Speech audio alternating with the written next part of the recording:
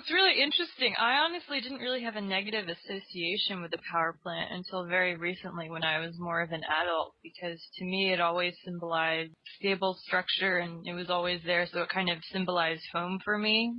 It's really funny. Cordelia tells me when she was really little, when she was young, she used to think it was what made the clouds, because you have these huge cloud plumes of steam come up. So she used to think that was what made the clouds. So it's really funny, actually.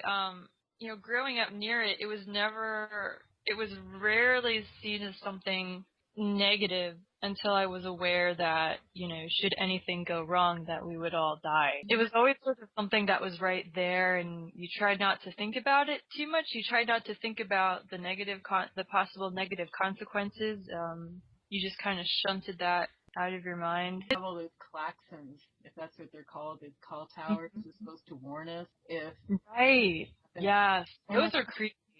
They're not only creepy, and they get tested every once in a while, but what exactly are millions of people supposed to do? I know. You kind of everyone knows they're there and they go off, but no one, if anything should happen, there's a really good book, and it's called Phoenix Rising, and it's, an exploratory fiction where that does happen in New England, where there's a meltdown at a power plant, and there's a girl living on a farm, and the power plant is within view of her farm, but the wind goes in such a direction that it goes away from her farm, so her farm is not touched by direct radiation.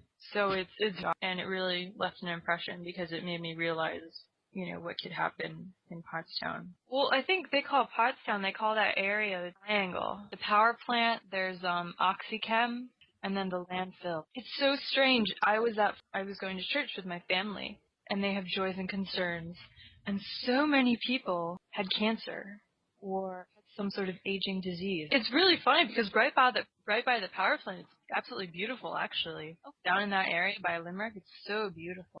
Well, you see it every day, and I don't think what people realize is just the mammoth size of it. I mean, it's massive. But just how not almost kind of otherworldly or just intimidating. You can take a hot air balloon, and get a really good camera.